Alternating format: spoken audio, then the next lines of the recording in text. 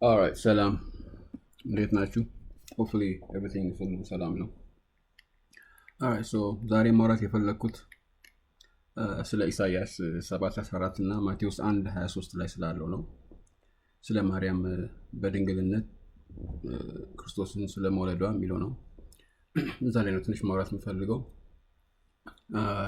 አይ ነው ይሄ ቪዲዮ ተወሰናችሁ ሰዎች ኢሞሽናል ሆናችሁ ልትቆጡ ትችላላችሁ። ኢንቴንሽናል ይሄ እናንተን ለማበሳጨት ወይም ደግሞ ሰው ለማስቆጣት ምናምን አይደለም የምሰራው ይሄን ቪዲዮ። ግን እውነተኛ እንትን ነው፣ እውነተኛ ቃል ነው፣ መጽሐፍ ቅዱስ ላይ ያለ ነገር ነው። አንድ ነገር ነገራችሁ፣ እኔ መጽሐፍ ቅዱስ ሳነብ በዕብራይስጥ ነው ማነበው፣ ኦሪጂናል ቋንቋውን ማለት ነው። ከዛም በኋላ ያንዳንዱን ቃል በደንብ አድርጌ ተርጉሜ ነው ከዛ በኋላ መልእክቱን የጸሐፊውን መልእክት ለማወቅ የምሞክረው ማለት ነው፣ ወይም ደግሞ አንደርስታንድ ለማድረግ የምሞክረው። ከዛ አንጻር አንዳንድ ያየኋቸውን ነገሮች አሉ፣ እነዛን ለመጥቀስ ብዬ ነው። እና እንዳልኳችሁ ይሄ አሁን ስለ ማርያም ክርስቶስን በድንግልና የወለደችው የሚለውን ፓርት ነው አሁን ማውራት የምፈልገው። እና ፕሊስ ብዙዎቻችሁ ላትወዱ ትችላላችሁ የምናገረውን ቃል፣ ግን ፕሊስ ኢሞሽናል ሆናችሁ ምንም እንትኑ ሳይገባችሁ ወይም ደግሞ እውቀቱ ሳይኖራችሁ ፕሊስ እንትን አትበሉ፣ አትዝጉት፣ አዳምጡትና ከዛ በኋላ አይታችሁ ራሳችሁ መርምሩት፣ እዩትና ከዛ በኋላ እንትን በሉ። ቄሶች ምናምን አታዳምጡ ፕሊስ። ቄሶች ወይም ፓስተሮች፣ ኢማሞች አታዳምጡ ፕሊስ። እነሱን አይደለም ማዳመጥ፣ ራሳችሁ መጽሐፋችሁን ከፍታችሁ እዩት፣ አጥኑት፣ አንብቡት ፕሊስ። እነዚህ ቄሶች፣ እነዚህ ፓስተሮች ሌቦች ናቸው፣ በሙሉ ሌቦች ናቸው፣ ምንም አይጠቅሟችሁም። ስለዚህ ፕሊስ እኔንም እመኑኝ አላላችሁም፣ ኦኬ? ግን የተናገርኩትን ቃል ሰምታችሁ መጽሐፍ ቅዱስን ከፍታችሁ እዩት፣ ምን እንደሚል እዩት፣ ራሳችሁ ሪሰርች አድርጉ። የራሳችሁ ህይወት ከሆነ ይሄ ዘላለማዊ ህይወት፣ ስለሱ ነው ማወራ ያለሁት፣ ስለ ዘላለማችሁ ህይወት ነው የሚወራ ያለው። ስለዚህ ፕሊዝ እና መሳለብ ከፈለጋችሁ ተስፋ መሳለብ ትችላላችሁ፣ ችግር የለብኝም። እኔ የፈለጋችሁትን ማለት ትችላላችሁ፣ I really don't care። ግን ለራሳችሁ ብላችሁ ይህንን ነገር እንትን አድርጉ፣ ሪሰርች አድርጉት ፕሊዝ። ኦኬ፣ ሪሰርች አድርጉት ፕሊዝ፣ ባካችሁ ለምናችኋለሁ፣ ሪሰርች አድርጉት። አልራይት፣ ሶ ለማርያም የክርስቶስ ትንቢት ሲነገራት እንዲህ ነበረ የሚለው ይላል። ይሄ እንግዲህ ማቴዎስ 1:23 ላይ ያለው ነው። እነሆ ድንግል ትጸንሳለች፣ ልጅም ትወልዳለች፣ ስሙንም አማኑኤል ይሉታል የተባለው ይፈጸም ዘንድ ይህ ሁሉ ሆነዋል። ትርጓሜውም እግዚአብሔር ከእኛ ጋር ነው የሚል ነው። ይህንን ጥቅስ ማቴዎስ የወሰደው ከእንትን ነው፣ ከኢሳይያስ ነው። ኦኬ፣ ኢሳይያስ 7:14 ላይ ምን ይላል መሰላችሁ? ስለዚህ ይላል ጌታ ራሱ ምልክት ይሰጣችኋል፣ እነሆ ድንግል ትጸንሳለች፣ ወንድ ልጅም ትወልዳለች፣ ስሙንም አማኑኤል ብላ ትጠራዋለች። ትንቢተ ኢሳይያስ ምዕራፍ 7 ቁጥር 14 ማለት ነው። አሁን ይህንን ስንመለከት ይሄ በዕብራይስጡ የተጻፈው እንደዚህ ነው እንዳልኳችሁ፣ ይኸውና ትርጉሙ። ኦኬ፣ ስለዚህ ጌታ ራሱ ምልክት ይሰጣችኋል፣ እነሆ ድንግል ትጸንሳለች፣ ወንድ ልጅም ትወልዳለች፣ ስሙንም አማኑኤል ብላ ትጠራዋለች ይላል። ያሰመርኳት ወይ ደግሞ የቀየረኳት ፓርት ድንግል የምትለው ዋና እንትኑ ኮንቨርሴሽን፣ የዛሬው ንግግሩ እዛ ላይ ያተኮረ ነው። ዋና መልእክቱ እዛ ላይ ያተኮረ ነው። ምንድነው? እዛ ቦታ ላይ ኢሳይያስ 7:14 ላይ ድንግል የሚል ቃል አለ ወይ? ድንግል የሚል ቃል አለ ወይ? ከሌለ ማቴዎስ ከየት አምጥቶ ነው ድንግል ትጸንሳለች ብሎ ስለ ማርያም የተናገረው? ያንን ነገር እንድናቅ ፈልጋለሁ። ኦኬ፣ ኦልራይት። ሶ በዕብራይስጥ ቋንቋ ድንግል ማለት በቱላ ማለት ነው። በቱላ ማለት ድንግል ማለት ነው። ይሄው የምታዩት የዕብራይስጥ ቋንቋ አለ። በቱላ ፕሮናንስ የምታደርጉት እንደዛ ነው። ድንግል ወይም ደግሞ ወንድ ያልነካት ሴት ልጅ ማለት ነው። ኦኬ፣ አንድ ነገር ደግመዋለሁኝ። በቱላ ማለት ድንግል ወንድ ያልነካት ሴት ልጅ ማለት ነው። ነገር ግን ኢሳይያስ ላይ ሆነ ማቴዎስ ላይ ያለው ቃል በቱላ ሳይሆን አልማ የሚል ቃል ነው። ይህንን ነው የጻፈው፣ እዛ ላይ የተጻፈው ይሄ ነው። ኦኬ፣ አልማ ነው የሚለው እዛ ቦታ ላይ የተጻፈው። አልማ ማለት ደግሞ ለጋብቻ የደረሰች ልጃገረድ ወይም በቅርብ ጊዜ ያገባች ሴት ወይም ቆንጆ ማለት ነው እንጂ ድንግል ማለት አይደለም።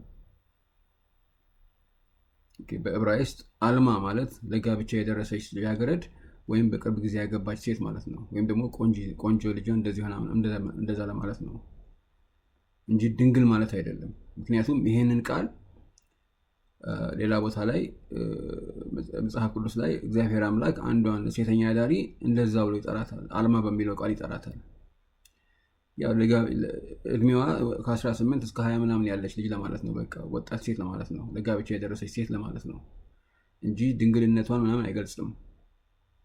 ወጣት ሴት መሆኗን ለማሳወቅ ብቻ ነው ያ ቃል አልማ የሚባለው ቃል ትርጉሙ ማለት ነው። እሱም ብቻ ነው፣ ሌላ ትርጉም የለውም። ስለዚህ ክርስቲያኖች ኢሳይያስ ላይ የተጻፈው ስለ ኢየሱስ ነው ካሉ ትክክለኛውን ትርጉም መጠቀም አለባቸው። በዚህ መሰረት ድንግል የሚለው ቃል ወጥቶ በትክክለኛ ቃል መተካት አለበት፣ ወይም ደግሞ ድንግል የሚለው ቃል ወጥቶ አልማ በሚለው መተካት አለበት፣ ወይም ደግሞ ለጋብቻ የደረሰች ልጃገረድ ወይም በቅርብ ጊዜ ያገባች ሴት ማለት ነው። ስለዚህ እንደዚህ ነው ስለዚህ ጌታ ራሱ ምልክት ይሰጣችኋል፣ እነሆ ልጃገረድ ወይም ቆንጂት ወይም በቅርብ ጊዜ ያገባች ልጅ የፈለጋችሁትን ማለት ትችላላችሁ ትጸንሳለች፣ ወንድ ልጅም ትወልዳለች፣ ስሙንም አማኑኤል ብላ ትጠራዋለች። ይሄ ነው እንግዲህ መልእክቴ፣ ይሄ ነው። ድንግል የሚለው ቃል እዛ ውስጥ የለም። የፈለጋችሁትን ቦታ ሄዳችሁ ብትመለከቱ ድንግል የሚለው ቃል እዛ ውስጥ የለም። ምክንያቱም በዕብራይስጥ ነው የምነግራችሁ ያለው። ዕብራይስጥ ቃል ላይ እንደዛ የሚል ነገር የለም። በዕብራይስጥ ቋንቋ እንደዛ የሚል ነገር የለም። በቱላ የሚለው ቃል ነው ድንግል ማለት። አንድ ቃል ነው ያላችሁ በዕብራይስጥ ላይ በቱላ ዳስ። አሁን እናንተ ድንግል ብዬ ስላችሁ ልጃገረድ ብቻ ሁሉም ልጃገረድ ድንግል ነች ማለት አይደለም አይደለ? ልጃገረድ ማለት እንግዲህ ለጋብቻ ትንሽ ምንድነው ለጋብቻ የደረሰች ልጅ ምናምን ነገር እንደዛ ነገር መሰለኝ አይደለ? ግን ላይ ሁሉም ያላገባች ሴት ወይም ደግሞ ለጋብቻ የደረሰች ሴት ሁሉም ድንግል አይደለችም አይደለም? ግን እነዚህ ከዕብራይስጥ ወደ እንግሊዝኛ የገለበጡት ሰዎች ሲያባሩት እንደዛ ብሎ ነው የሚያብራሩላቸው። ያን ጊዜ ያገቡት ልጃገረዶች ያገቡት በሙሉ ድንግል ነበሩ ብሎ ነው የሚነግሯቸው። ግን ውሸት ነው። እሱ ደግሞ ትክክል አይደለም። መጽሐፍ ቅዱስ ላይ ድንግል ሳይሆኑ ያገቡ ብዙ ሴቶች አሉ። ኦኬ፣ ተደፍሮ ያገባች አለች። ብዙ አለ፣ ብዙ እንትኖች አሉ። ድንግል አግብቶ ከዛ በኋላ ብቻ እንዴት ነው ምንድነው ተደፍረው የነበሩ ምናምን ብዙ አይነት ሴቶች አሉ። እንደዛ እንትን ያሉ ያገቡ ድንግል ሳይሆኑ ያገቡ። ስለዚህ ያ ማለት ያ ቃል ድንግል ማለት አይደለም። ስለዚህ ያንን አልማ የሚለውን ቃል ነው የተጠቀሙት እነሱ። አልማ የሚለው ቃል የተጠቀመው ደግሞ መጽሐፍ ቅዱስ ላይ ምክንያት ያለው። ምክንያቱም ያ ነገር ኢሳይያስ ሲጽፎ አልማ ብሎ ማለቱ ለምንድን ነው? ያቺ ሴት ወጣት ሴት ነች፣ ለጋብቻ የደረሰች ሴት ነች፣ ወይም ደግሞ በቅርብ ጊዜ ያገባች ሴት ነች። ስለ እሷ ነው የሚናገረው። ባይ ዘ ወይ ይሄ ትንቢት ስለ ኢሳይያስ ሚስት ነው የተጻፈው፣ ክርስቶስ ከመወለዱ 700 ዓመት በፊት ማለት ነው። እና ያን ጊዜ የተደረገ ምልክት ነው። ይሄ ያን ጊዜ የተሰጠ ምልክት ነው።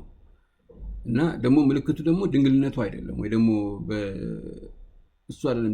ምልክት ማለት መጽሐፍ ቅዱስ ላይ ማየት ያለበት አይናችን የምናየው ነገር ነው። ምልክት ማለት ካላየነው ምልክት ሊሆን አይችልም። ስለዚህ ሰው ልጅ እዛ ሴትዮዋ ስትወልድ ታች ገብቶ ካላየና ካላጣራ በስተቀረ አይ ድንግል ነች ማለት አይችልም። እግዚአብሔር አምላክ ደግሞ ያንን ምልክት ብሎ አይሰጠንም። ይሄ ትንቢተ ኢሳይያስን ምዕራፍ 7 ስታነቡት ይነግራቸዋል። ምልክቱ እሱ ሳይሆን ሌላ ነው ምልክቱ። ኦኬ፣ ምልክቱ ይሄ ሳይሆን እሱ ነው ምልክቱ። ምንድነው? እቺ ከጸነሰች በኋላ ልጁ ይወልዳል። ልጁ ተወልዶ 13 14 ዓመት ሳይሞላው በፊት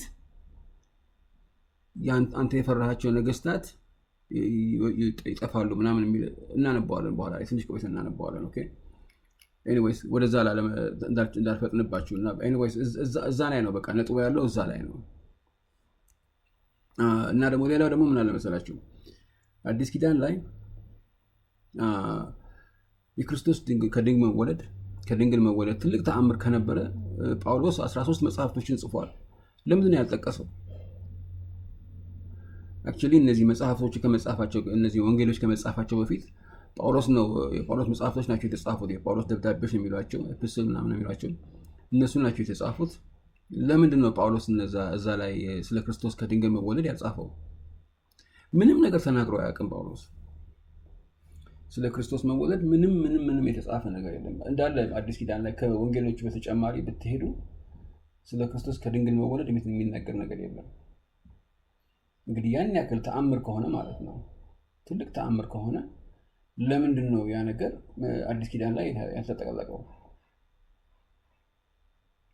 መመለስ ይችላል። እንግዲህ ጳውሎስ 13 አንዳንድ ሰዎች 14 መጽሐፍቶች ጽፏል ይላሉ። ከ13 መጽሐፍቶች ውስጥ ምንም አይነት ስለ ድንግልና ያወራው ነገር የለም። ስለ ማርያም ራሱ አይናገርም። ማርያም ብሎ አይደለም የሚጠራት፣ ክርስቶስ ከሴት ልጅ ተወለደ ነው የሚለው። ያን ያክል እንኳን ቦታ አልሰጣትም ለማርያም። ሌላው ደግሞ ምን አለ መሰላችሁ? ማርቆስ ወንጌል ነው መጀመሪያ የተጻፈው ክርስቶስ ከሞተ ከ40 ዓመት በኋላ ማለት የተጻፈው በ70 ምናምን ሲኢ ማለት ነው። ክርስቶስ የሞተው ወደ 33 ሲኢ ነው። ከ40 ዓመት በኋላ በሉት፣ 39 ዓመት 36 ዓመት እንደዛ አካባቢ መጀመሪያ የተጻፈው ማርቆስ ነው። ማርቆስ ላይ ስለ ክርስቶስ ከድንግል መወለድ የተጻፈ ነገር የለም። ከዛ በኋላ የተጻፈው ማቴዎስ ነው። ማቴዎስ እንደዛ ብሎ ጻፈ፣ ድንግል ምናምን ብሎ ጻፈ። ምክንያቱም ማቴዎስ ማርቆስን ነው እንዳለ ገልብጦ ከዛ አንዳንድ ነገር ጨምሮ የጻፈው።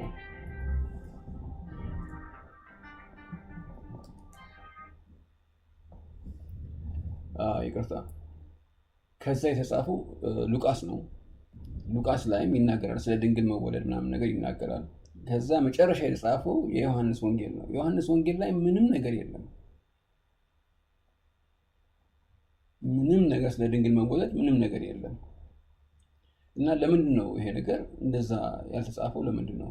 እና አዲስ ኪዳን ላይ ከነዚህ ከሁለቱ መጽሐፍቶች በስተቀር የክርስቶስ ከድንግል መወለድ ቦታ ያልተሰጠው ለምንድን ነው? ይህን ያህል ተአምረኛ ነገር ከሆነ፣ ትልቅ ተአምር ከነበረ እንግዲህ ከድንግል መጸነስ ድንግል ትጸንሳለች ማለት ከመንፈስ ቅዱስ መጸነስ ትልቅ ነገር ነው በጣም አይደለ? ያ ነገር ትክክለኛ የእውነት ነገር ከሆነ ማለት ነው። ነገር ግን ማንም ከነዚህ ከሁለቱ መጽሐፍቶች በስተቀር የጻፈው ማንም የለም። እና ለምንድን ነው እንደዛ የሆነው? ለምንድን ነው?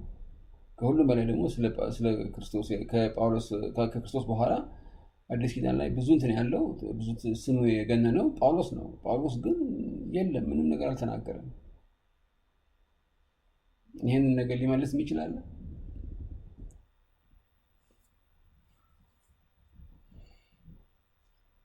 እና ምንም እንደዛ የሚለው ነገር የለም። እና ለምንድን ነው ሁለቱ መጽሐፍ ላይ ብቻ ተጽፎ የተተወው? ወደ 29 መጽሐፍቶች ያሉ አዲስ ኪዳን ላይ አይደለ? ሁለቱ ብቻ ናቸው ስለ ክርስቶስ ከድንግል መወለድና ከመንፈስ ቅዱስ መጸነስ የሚናገሩት። ያንን የሚያክል ተአምር ማለት ነው። ይህ የሚያሳይ ምንድን ነው? እንደዛ አልነበረም ማለት ነው። ያ ነገር እውነት አይደለም ማለት ነው። እውነት ቢሆን ኑሮ ያ ነገር መጨረሻ አይኖረውም ነበር። በየቦታው ነበር የምታዩት የነበረው። ግን ያ ነገር የለም። እንትን እያልኩኝ ነው። ከማቴዎስ እና ሉቃስ ብቻ ናቸው የጻፉት ያንን ነገር እያለ ነው እዚህ ጋር የሚናገረው። እና ያንን ነገር ብታስተውሉትና ለምን እንደዛ ብላችሁ ብትጠይቁ ጥሩ ነው። እንግዲህ ሰዎች አይንገሯችሁ ስለ ሃይማኖታችሁ ወይም ስለ እምነታችሁ። እኔ ሃይማኖት አልሰብክም፣ እምነት ነው የምሰብከው። እምነት ሀቅ ነው የምናገረው። መጽሐፍ ቅዱስ ላይ ያለውን ቃል ነው የምናገረው። በዛኛው መሰረት እናንተ አይታችሁ አንብባችሁ በአይናችሁ ያያችሁትንና አእምሯችሁ ላይ የገባውን ነገር ተረድታችሁ ብትቀጥሉ በህይወታችሁ ብትሄዱ ነው ጥሩ። ቄሶች ሌቦች ናቸው፣ ፓስተሮች ሌቦች ናቸው፣ እነዚህ ኢማሞች ማናቸውም የሃይማኖት አማሪዎች በሙሉ ሌቦች ናቸው። እዚህ ዩቲዩብ ላይ እየወጡ የሚያስተምሩትም እነዚህ ገንዘብ እንድታወጡላቸው ምናምን ቄስ ነን እንደዚህ ነን እያሉ ሌቦች ናቸው ሁሉም። ኦኬ፣ አንድ ነገር እኔም ከእናንተ የምፈልገው ምን አለ መሰላችሁ? አንብቡ አንብቡ አንብቡ። ከዛ ውጭ ምንም የምፈልገው ነገር የለም ከእናንተ። አንብቡ አንብቡ አንብቡ። መጽሐፍ ቅዱስን አንብቡት። ከዛም በኋላ ተረዱት። ጸሎት አድርጉ፣ ተረዱት። ጸሎት አድርጉ፣ ተረዱት።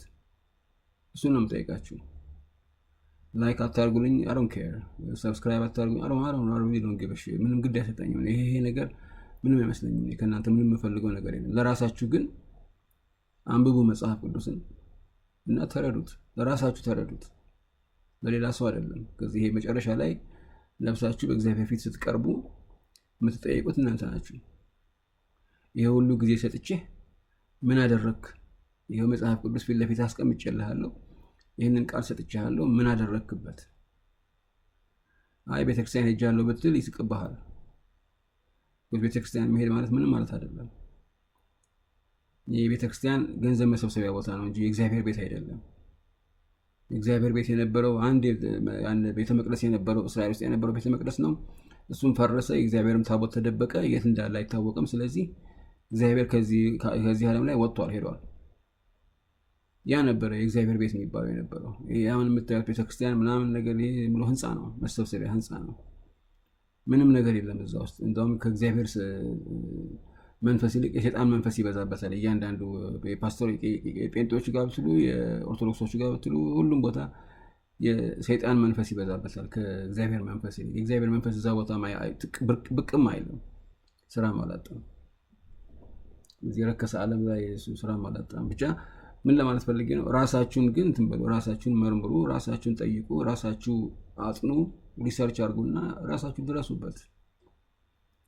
መጽሐፍ ቅዱስ በጣም ኮምፕሊኬት የሆነ ነገር አይደለም። ቄሶቹ እንደሚያስፈራሯቸው ወይም ፓስተሮች እንደሚያስፈራሯቸው አትመራመሩ ምናምን እንደዛ ብሎ ነገር የለም። በደንብ ተመራመሩ። እግዚአብሔር አምላክ የሚለው እንደውም ተመራመሩ፣ ጠይቁ ነው የሚለው። ምክንያቱም ሕዝቤ እውቀት ከማጣቱ የተነሳ ጠፋ ይላል። እንደዛ እንዳይሆን እናንተ ምን ማድረግ አለባችሁ? አንብቡ፣ በደንብ አድርጋችሁ አንብቡ፣ በደንብ አድርጋችሁ ጠይቁ፣ በደንብ ተመራመሩ፣ ሪሰርች አድርጉ። ጊዜ ካላችሁ ወይም ደግሞ አቅሙ ካላችሁ፣ ሁኔታው ካላችሁ፣ ከሌላችሁ ደግሞ ሰዎች ጠይቁ። መቼስ ምን ይደረጋል? የሚያውቁ ካሉ ጠይቁ፣ ጻፉልኝ ከፈለጋችሁ። እኔ በደንብ አድርጌ እንትን እላችኋለሁ፣ ጽፎ መልስላችኋለሁ ከፈለጋችሁ። ችግር የለብኝም እኔ ለመመለስ። ኦኬ። እና ኤኒዌይስ ለማጠቃለል ነው እንዳልኳችሁ፣ ድንግል የሚለው ቃል የለም። እንዳልኳችሁ ኢሳያስ የተናገረው ትንቢት የተጻፈው 700 ዓመት ክርስቶስ ከመወለዱ በፊት ነው። እና ይህም ትንቢት ተሳክቷል። ያን ጊዜ ተሳክቷል፣ ተሟልቷል ማለት ነው። እና አሳያቸዋለሁ። ትክክለኛውን ትንቢት ኢሳያስን ምዕራፍ 7 ሙሉ በሙሉ ብታነቡት በቀላሉ ታያላችሁ። አሁን ምን አለ መሰላችሁ? አንዳንድ ጊዜ እነዚህ ክርስቲያን እንትኖች አስተማሪዎች ምን ያደርጋሉ መሰላችሁ? አንዲት ጥቅስ ያወጡና ከሌላ ጥቅስ ጋር አገናኝተው ይሄ እንደዚህ እንደዚህ እንደዚህ ይሏቸዋል። ግን ውሸት ነው፣ እንደዛ አይደለም። አሁን ይሄ የምላችሁ ጥቅስ ማቴዎስ ነው የወሰደው ከኢሳያስ ላይ አይደለም እንዴ? ባይ ዘ ዌይ ማቴዎስን ማን እንደጻፈው አይታወቅም። ወንጌሎችን በሙሉ ማን እንደጻፈው አይታወቅም። ምክንያቱም እነሱ ሐዋርያቶቹ አይደሉም። ሐዋርያቶቹ አልጻፉትም ያንን ነገር። በጣም እንዳልኳችሁ ስንት ዓመት ክርስቶስ ከሞተ ስንት ዓመት በኋላ ከ40 ዓመት በኋላ ነው የተጻፈው ይሄ ነገር። እና ደግሞ ምንድነው የሚለው? ከሰዎች ቃል ምንድነው የሚባለው? ይሄ ቃለ መጠይቅ ተደርጎ ምናምን ተጠይቆ ምናምን እነዚህ አየነው ከሚሉ ሰዎች ተሰብስቦ የተጻፈ ነገር ነው የሚባለው። ይሄ አዲስ ኪዳን አይደለም እንዴ? ስለዚህ እዛ የነበሩ ሰዎች ከሆነ ማቴዎስ ከነበረ ምንም መጠየቅ አያስፈልገውም፣ ራሱ ይጽፈዋል። ከዛ ነበረ እሱ። ማርቆስም እንደዛ እዛ ከነበረ ይጽፈዋል። ግን ሲነግሯችሁ ምንድን ነው የሚሏችሁ?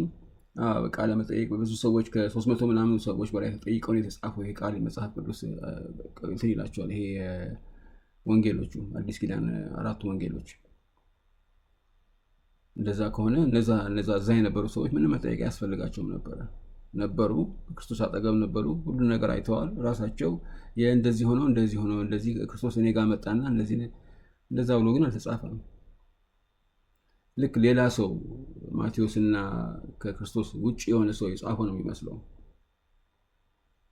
ልክ ሌላ ደራሲ የጻፈው ነገር ነው የሚመስለው። ሁሉም 4ቱም ወንጌሎች እንደዛ ናቸው።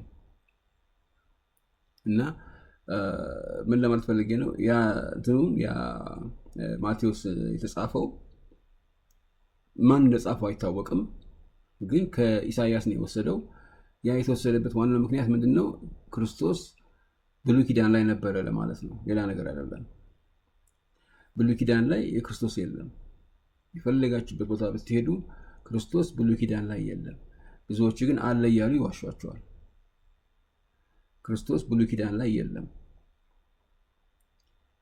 እንዳልኳችሁ ክርስቶስ ነበረ ለማለት፣ ከዛ ደግሞ ትንሽ ቆይተው ደግሞ እግዚአብሔር ነው ለማለት የተለያዩ ነገሮች የተጠቀሙ እንደዛ ብሎ ይሏቸዋል። ነገርኳችሁ። አትመኑኝ፣ እኔን አትመኑኝ። አንብቧት፣ እያንዳንዷን ቃል አንብቧት። ብትችሉ በዕብራይስጥ ማንበብ ብትችሉ፣ ዕብራይስጥ መናገር ብትችሉ በጣም ደስ ይለኛል። because ኦሪጂናል ቋንቋው እሱ ነው። የተጻፈበት ዋና ቋንቋ እሱ ነው። እያንዳንዷን ቃል ራሳችሁ ተርጉማችሁ በደንብ ታጠናላችሁ፣ በደንብ ታውቁታላችሁ። ብዙ ጊዜ ሰዎች የሚሸወዱት በመጽሐፍ ቅዱስ ትምህርት የሚሸወዱት ለዚህ ነው። ወደ 1000 ምናምን የሚሆኑ ዲኖሚኔሽኖች አሉ ክርስትና ሃይማኖት ውስጥ። በዚህ ኦርቶዶክስ አለ፣ በዚህ ካቶሊክ አለ፣ በዛ ጴንጤ አለ። ጴንጤ ደግሞ ስንት ክፍል አለው መሰላችሁ? በዚህ አድቬንቲስት አለ፣ በዚህ ባፕቲስት አለ፣ በዚህ ሰባተኛው ቀን አድቬንቲስት፣ ስንት አይነት ሃይማኖቶች አሉ። በትንሹ ወደ 1000 ምናምን የሚባሉት ክርስትና ሃይማኖቶች ብቻ ያሉ የተለያዩ ድኖች ሃይማኖቶች። ስለዚህ ያ ሊሆን የቻለው ለምን መሰላችሁ? ሰው ኦሪጂናሉን ቋንቋ አያውቅም። ስለዚህ ትርጉም ነው የሚያነባው ያለው። ያኛውም ያንን ትርጉም ያነባል፣ ያኛውም ያንኛውን ትርጉም ያነባል። ከዛ ተርጓሚዎች ደግሞ አውቀው ብዙ ነገር አበላሽተዋል። በተለይ እነዚህ የኪንግ ጄምስ ቨርዥን የሚባለው እንግሊዝኛ የተረጎሙት ሰዎች በጣም የተረገሙ ፍጥረቶች ናቸው። በጣም ብዙ ውሸት ያለበት ነገር በውሸት አውቀው ተርጉመዋል። የሌለ ቃል አለ ብለው ተርጉመዋል። እና ያ ነገር በጣም ሰዎችን በጣም ብዙ ሰዎችን አታለዋል። በጣም በተለይ ክርስትና ሃይማኖትን ለማስፋፋት ሲሉ በጣም ብዙ ነገር አስገብተዋል እዛ ውስጥ።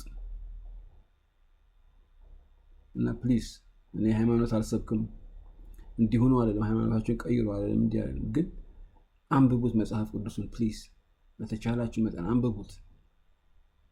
እና ብትችሉ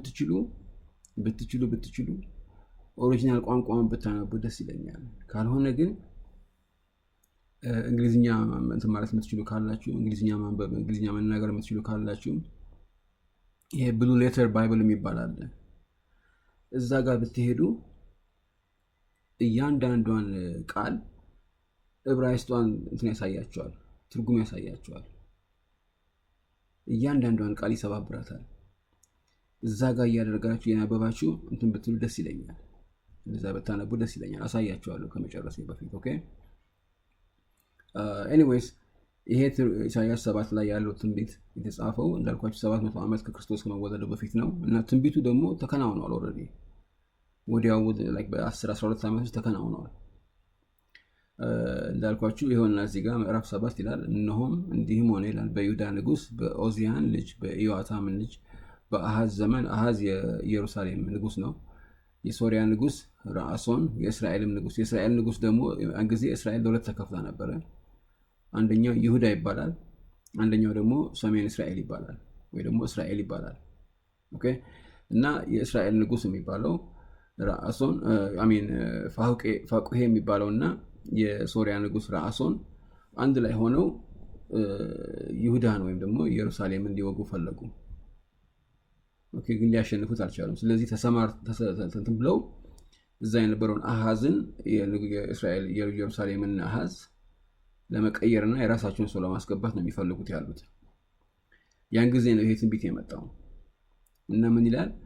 ለዳዊትን ቤት ሶሪያ ከኤፍሬም ጋር ተባብረዋል የሚል ወሬ ተነገረ። ሶሪያ ኤፍሬም ማለት የእስራኤል ዘር ማለት ነው። እንግዲህ ላይ እስራኤል ውስጥ 10 ነገዶች አሉ። ከዛ ደግሞ ኢየሩሳሌም ጋር ደግሞ 3 ነገዶች አሉ። ኦኬ እና ተካፋፍለው ያሉት እነዛ ናቸው። እና 10 ነገዶች ኤፍሬም የሚባለው የበላይ ነው። ለዛ ነው ከኤፍሬም ጋር ተባብረዋል የሚለው። እና የእስራኤል ማለቱ ነው። የእርሱም ልብ የሕዝብ ልብ የዱር ዛፍ በነፋስ እንድትናወጥ ተናወጠ ይላል። እና የንጉሱ አሃዝ ልብ ማለት ነው ተናወጠ። ስለዚህ እግዚአብሔር ኢሳይያስን አለው፣ አንተና ልጅህ ያሱብ አካዝን ትገናኙት ዘንድ በልብስ አጣቢ እርሻ መንገድ ወዳለው ወደ ላይኛው የኩሬ መስኖ ጫፍ ውጡ ይላል። እዚያም እንዲህ በለው ይለዋል፣ ተጠበቅ፣ ዝም በል፣ ስለነዚህ ስለሚጤሱ ስለ 2 የእንጨት ጠለሸቶች፣ ስለ ሶሪያና ስለ ረአሶን፣ ስለ ሮሜው ልጅ ቁጣ አትፍራ፣ ልብህም አይድከም። እነዛ ሁለቱ ለሚያወሩት እነዛ እስራኤልና ሶሪያ ለሚያደርጉት ነገር አትፍራ ነው።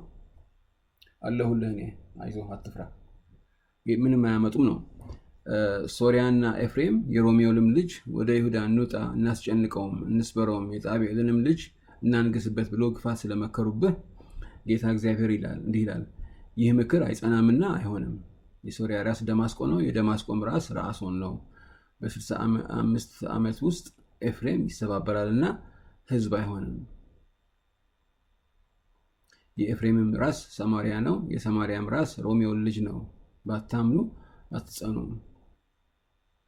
እዛ ደግሞ እንደገና እግዚአብሔር ደግሞ አሃዝ እንዲህ በተናገረ ይላል ከጥልቁ ወይም ከከፍታውም ቢሆን ከአምላክ ከእግዚአብሔር ምልክትን ለምን። አሃዝም አልለምንም አለ፣ እኔ እግዚአብሔርን አልፈታተንም አለ።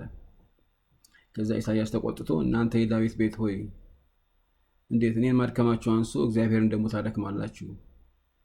ስለዚህ ፈለክም አልፈለክም ጌታ ራሱ ምልክት ይሰጥሃል አለው። ምልክቱ ምንድነው? ልጅ ይወለዳል፣ ህፃን ልጅ ይወለዳል። ከዛ ያ ህፃን ልጅ ቁጥር 15 ላይ ነው ማነበው፣ ክፉን ለመጥላት መልካሙንም ለመምረጥ ሲያውቅ ቅቤና ማር ይበላል ይላል። ኦኬ፣ ህፃኑ ክፉን ለመጥላት መልካሙን ለመምረጥ ሳያውቅ የፈራሃቸው የሁለቱ ነገስታት አገር ባድማ ትሆናለች። ኦኬ፣ የህፃን እንግዲህ አድጎ ማለት ነው ክፉን ለመጥላት መልካሙን ለመምረጥ ሳያውቅ ማለት እንግዲህ ስንት ዓመት ነው የህፃናቶች እንደዛ የሚሆኑት? ወደ 10 11 ዓመት አካባቢ ሁሉን ነገር ያውቃሉ ማለት ነው። ሜቢ 12 13 አካባቢ አይደለ? በቀላሉ አይታለሉም። እዛ እድሜ ላይ ሲደርሱ እነዚህ ሁለቱ የፈራሃቸው ሁለቱ ነገስታት አገር ባድመ ትሆናለች፣ አጠፋቸዋለሁ ነው የሚለው ፕሪዲማች እግዚአብሔር አምላክ። ምልክቱ እሱ ነው። ህፃኑ 13 ዓመት ልጅ ሲሞላው እነዚህ ሁለት ሀገሮች አጠፋቸዋለሁ። ምልክቱ እሱ ነው። ኦኬ፣ እና የምትጸንሰው ሴት የትንቢተ ኢሳያስ ሚስት ነች። ኦኬ፣ ምዕራፍ 8 ስታነቡት ይነግራቸዋል። ሴትዮዋ ጋር ገባውና ከዛ በኋላ ጸነሰች ይላል፣ ወለደች ምናምን ይነግራቸዋል። ከዛ አማኑኤል የሚለውንም ቃል እዛ ቦታ ምዕራፍ 8 ላይ ይናገረዋል። ባይ ዘ ዌይ ክርስቶስን አማኑኤል ብሎ የጠራው ሰው የለም። ማንም ክርስቶስን አማኑኤል ብሎ ጠርቶት የሚያውቅ የለም። የእነዚህ መዝሙር ላይ ምናምን ነገር ካላሉት በስተቀረ መጽሐፍ ቅዱስ ላይ ስትመለከቱ አዲስ ኪዳን ላይ ማንም አማኑኤል ብሎት የሚያውቅ የለም። ማንም ክርስቶስን አማኑኤል ብሎ ጠርቶት የሚያውቅ የለም። ማንም ሰው አልጠራውም እንደዛ ብሎ። ቢካዝ ይሄ ትንቢት የክርስቶስ ትንቢት አይደለም። ይሄ ትንቢት የኢሳያስ ልጅ ትንቢት ነው። የኢሳያስ ልጅ 13 ዓመት ሲሆነው እነዚህ ሁለት የፈራሃቸው መንግስታት የእስራኤል መንግስትና የሶሪያ መንግስት ይወድማሉ ነው የሚለው። ስለዚህ አትፍራ። ፕሪማች እንትኑ ይሄ ነው፣ መልእክቱ ይሄ ነው፣ ትንቢቱ ይሄ ነው። ግን እንዳልኳችሁ ምን ያደርጋሉ መሰላችሁ? ሰዎች አውቀው እነዚህ እንትኖቹ አውቀው የተወሰነች ጥቅስ ያወጡና 14 ቁጥሩን ብቻ ያወጡና ከዛ ይሄንን ስለ ማርያም ነው ስለ ክርስቶስ ነው ይሏቸዋል። ብታነቡት ግን አሁን ለምሳሌ ሉቃስ ላይ ብታነቡት ምንድን ነው የሚለው? ድንግል ትጸንሳለች ይላል። ከዛ ስሙንም ኢየሱስ ብላ ትጠራዋለች ነው የሚለው። ገብርኤል ማርያምን ሲያናግራት ስሙንም ኢየሱስ ብለሽ ትጠሪዋለች ነው የሚለው። እዚህ ጋር ግን አማኑኤል ብላ ትጠራዋለች ይላል። ማቴዎስ ላይ ስታነቡ አማኑኤል ብላ ትጠራዋለች ይላል። ከዛ ከፍ ብላችሁ ግን ስታዩት ግን መልአኩ የሚነግራት ምን ብሎ ነው? ስሙንም ኢየሱስ ትይዋለሽ። የትኛው ነው? እና ብዙ እንትኖች አሉ፣ ብዙ ግራ የሚያጋቡ ነገሮች አሉ። እናንተ እንዳልኳችሁ እንግዲህ ምን ማለት አለባችሁ፣ ማጥናት አለባችሁ እና በደንብ እንትን ብታደርጉ ደስ ይለኛል። ኤኒዌይስ እንዳልኳችሁ እኔ ሃይማኖት አልሰብክም። ሃይማኖቶች በሙሉ ከባቢሎናውያንና ከግብፃውያን ጣዖት አምላኪዎች የመጡ ናቸው በሙሉ። እስላም አይደለሁም፣ ክርስቲያን አይደለሁም፣ ይሁዳ አይደለሁም። ነገር ግን በአንድ አምላኬ ሰማይና ምድርን በፈጠረው ሞስት ሃይ ጋድ ወይም ደግሞ በእግዚአብሔር አምላክ አምናለሁ። የብሉይ ኪዳን ተከታይ ነኝ። አዲስ ኪዳንን ከታሪክ ውጪ ለታሪክነት እንትን ከማድረግ በስተቀር አልከተለውም። እና ያው ብሉይ ኪዳን ላይ ለሙሴ የተሰጠ 613 ህጎች አሉ። እነዛን በተቻለ መጠን ለመጠበቅ እሞክራለሁ። ሁሉም ለኔ አይመለከቱኝም፣ ወይም ሁሉም ለኛ የተወሰኑት ለቤተክርስቲያን ነው፣ ቤተ መቅደስ ነው። የተወሰኑት ደግሞ ለሴቶች ነው። የተወሰኑት ደግሞ ስለመቼ አውደ ዓመት ማክበር እንዳለብን ነው። የተለያዩ ናቸው። የተወሰኑት ደግሞ ስለ ልብስ ነው ምናምን፣ ወንዶች እንዴት መልበስ እንዳለ እንደዛ ነገርና እኔን የሚመለከቱኝን እከተላለሁ ወይ ደግሞ ለመፈጸም እሞክራለሁ ወይም ለመጠበቅ እሞክራለሁ። እንደሚባለው ከባድ አይደሉም። ጊዜው ካላችሁና ነገሮች ከተስተካከሉ ቀላል ነው ለመጠበቅ። ህጎችን በሙሉ ለመጠበቅ ቀላል ነው። ግን እንዳልኳችሁ ጊዜው የአሁኑ ጊዜ በጣም ግራ የሚያጋባ ጊዜ ስለሆነ አንዳንድ ለምሳሌ አሁን ሰንበትን መቼ ነው ሰንበት ብላችሁ ጠይቃችሁ በአብዛኞቻችሁ እሁድ ነው የምትሉኝ። ሰንበት ግን አክቹዋሊ ቅዳሜ ነው። በሰንበት ቀን የማይደረጉ ብዙ ነገሮች አሉ። ምንም ነገር መሰራት የለበትም በሰንበት ቀን። እኛ ግን ምንም ሰው እንደፈለገ ነው የሚፈናጨረው። አክቹዋሊ ቅዳሜ የፓሪ ጊዜ ነው አይደል? ፓሪ የሚወጣበት የሚጨፈርበት ቀን ነው። ኤኒዌይስ ምን ለማለት ፈልጌ ነው? እምነቴን ልነግራችሁ ፈልጌ ነው። እና ይሄ ትምህርት ያልኳችሁ ያናገርኳችሁ ነገር ሃይማኖት እየሰበኩኝ አይደለም። ከፈለጋችሁ ኦርቶዶክስ ነው፣ ከፈለጋችሁ ጴንጤ ሆኑ፣ ከፈለጋችሁትን በሉ ሁሉ አልፋ አይ ዶንት ኬር። ግን ልነግራችሁ የሚፈልገው እነዚህ ሃይማኖቶች 99% ሃይማኖቶች ከነዚህ ከባቢሎናውያን እና ግብፃውያን ጣዖት አምላኪዎች የመጡ ናቸው። ከነ ኒምራድ ከነ ኩሽ እነሱ ያመጧቸው ሃይማኖቶች ናቸው። ከዛ ነው የወሰዱት። መጀመሪያ የመጣቸው ሃይማኖት ካቶሊክ ሃይማኖት ነች። ካቶሊክ ሃይማኖት ከመጽሐፍ ቅዱስ ጋር ምንም ግንኙነት የላትም። ከካቶሊክ ነው ኦርቶዶክስ የወጣችው፣ ከካቶሊክ ነው ጴንጤ የወጣው። እነዚህ ሃይማኖቶች በሙሉ እዚህ ምድር ላይ ያሉ ሃይማኖቶች በሙሉ ከካቶሊክ ሃይማኖት ነው የወጡት። ስለዚህ መጀመሪያ የነበረችው እሷ ነች። እና እዛ ጣዖት አምላኪ የነበረው የጣዖት ቦታ የነበረው ቤተ መቅደስ ነው አሁን የካቶሊክ እንትን ተብሎ ቁጭ ብሎ ያለው።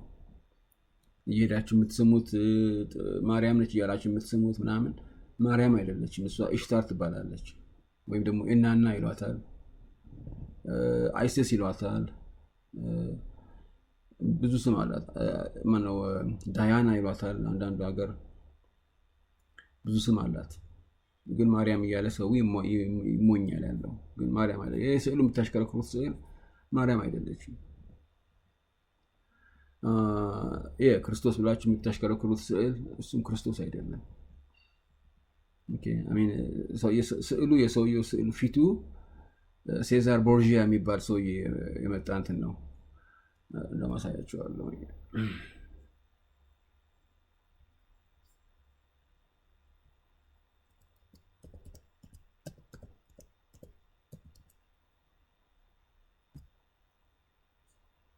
ክርስቶስ የመጣው ከዚህ ሰውዬ ነው። ክርስቶስ የተሳለው ከዚህ ነው። ሊዮናርዶ ዳቪንቺ ይህንን ስዕል አይቶ ነው፣ ይህንን ሰውዬ ፊት አይቶ ነው እንትን ያደረገው። ክርስቶስን የሳለው በዚህ ሰውዬ ምልክት መሰረት ነው።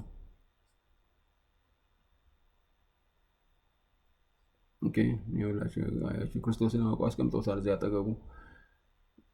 አውቆን ለዛ ያደረገው ቢካዝ የክርስቶስ ስዕል የተሳለው ከዚህ ሰውዬ ነው የመጣው። ሴዛር ቦርጂያ ይባላል። ይሄ ሊዮናርዶ ዳቪንቺ በነበረ ጊዜ የነበረ የጳጳሱ ልጅ ነው እና ክርስቶስን የሳለው በእሱ አምሳያ ነው። ከዛ ኦፍ ኮርስ ቬሪዬሽን አለው፣ እየተቀያየረ ምናምን እያለ ሌላ ነገር እየመሰለ መጣ። ግን ጸጉሩ እንደምታዩት ረጅም ጸጉር አለው ምናምን ነገር። ኮፍያ ስላደረገ አሁን ትንሽ እዚህ ጋር የሰውየው አይታይም እንጂ እንትን እንደዚህ ነው። በቃ እንደ ክርስቶስ ጸጉሩ የተከፈለ ምናምን ነገር ነው ሰውየው።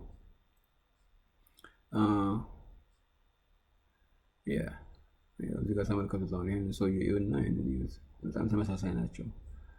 እዚህ ጋር ራሱ ተመልከቱ። በጣም ይመሳሰላሉ።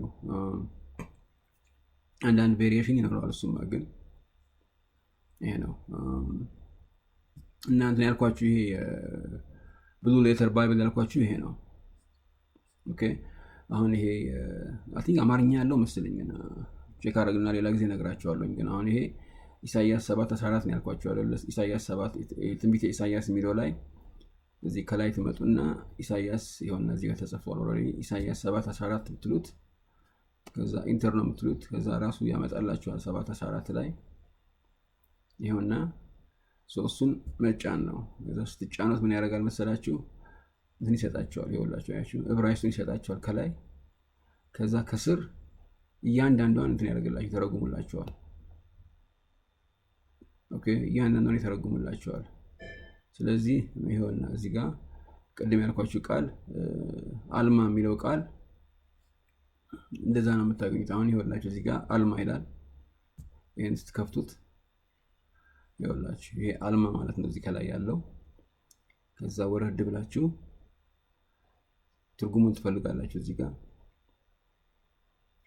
እዚህ ጋር ያንግ ውመን ምናምን እያለ ይናገራል።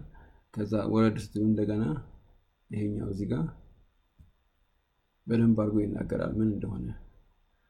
እና እንዳልኳችሁ አልማ የሚለው ቃል a girl of marriageable age በቃ ትርጉሙ እሱ ነው። a girl of marriageable age ማለት ለጋብቻ የደረሰች ሴት ልጅ እንደዛ ማለት ነው። ኦኬ በቱላ የሚለው ጋር ባሳያችሁ ግን በቱላ የሚለውን ቃል ባሳያችሁ የት አለ? ይሄውና በቱላ እዚህ ጋር ክሊክ አድርጌ እሱ ጋር ባሳያችሁ ትርጉሙ ይወላችሁ እዚህ ጋር ቨርጂን ይላል። ናችሁ ቨርጂን ወይም ደግሞ ድንግል ይላል አይደለ? ከዛ ወረድ ብላችሁ ብትፈልጉ አሮ ነው ይኖር አይኖር አላውቅም። እዚህ ጋር ይኸውና ኦኬ እዚህ ጋር ምን ይላል? በኢቭን በአማርኛ ራሱ ድንግል ይላል እዚህ ጋር ከታች ወረድ ብላችሁ ካያችሁ በኢትዮጵያ ቋንቋ። ከዛ እዚህ ጋር ምን ይላል? a virgin pure and unspotted በቃ ንጹህ secluded from intercourse with men ከወንዶች ጋር ምን ያላለች የተነጠለች ከወንዶች የተለየች ንጹህ ኦኬ እንደዛ ብሎ ይናገራል። እና ልዩነቱ እሱ ነው። እና እዛ ቦታ ላይ ያለው ይሄኛው ቃል አይደለም። እዛ ቦታ ላይ ያለው ወጣት ሴት የሚለው ነው። ኦኬ ለዛ ነው ድንግል የሚለው ቃል እዛ ቦታ የለም ያልኳችሁ ለዚህ ነው። ኦኬ ኤኒዌይስ ይሄ ነው ብሉ ሌተር ባይብል ይባላል። እዚህ ጋር እንደምታዩት የሆነ ብሉ ሌተር ባይብል ይሄ ማለት ነው። ከዛ እዚህ ሰርች ባይብል የሚለው ጋር እንደዛ አስገብታችሁ ብታረጉ ጥቅሱን ብትጽፉት ይመጣላችኋል። አሁን ጄኔሲስ ወይም ደግሞ ዘፍጥረት 24 ላይ እዚህ ጋር ነው ርብቃ የይስሐቅ ሚስት ድንግል ወንድ ያልነካት ነው የሚናገረው እዚህ ጋር ነው። እና ድንግል ወንድ ያልነካት ንጹህ ማለት ነች። እዛ ቃሉ እሱ በቱላ ማለት ነው። እዚህ ጋር ነው በቱላ የሚለው። ሌላ ቦታ ግን ያለው አልማ ነው የሚለው ወጣት ሴት ወይም ደግሞ ልጃገረድ እንደዛ ነገር። ግን ከድንግልና ጋር ምንም ያገናኘው ነገር የለም ያንኛው አልማ የሚለው ቃል። በቱላ የሚለው ቃል ግን ድንግል ማለት ነው። ወንድ ያልነካት ድንግል በቃ ንጹህ ሴት ማለት ነው። እንደዛ ለማለት ነው። ኤኒዌይስ መልእክቱ ይሄ ነው። አይ ሆፕ ተግባብተናል። ጥያቄ ካላችሁ once again ጻፉልኝ፣ ምንም ችግር የለውም። ሪስፖንድ ለማድረግ ሞክራለሁ። የምትሳደቡ ካላችሁ go ahead ተሳደቡ። I really don't care።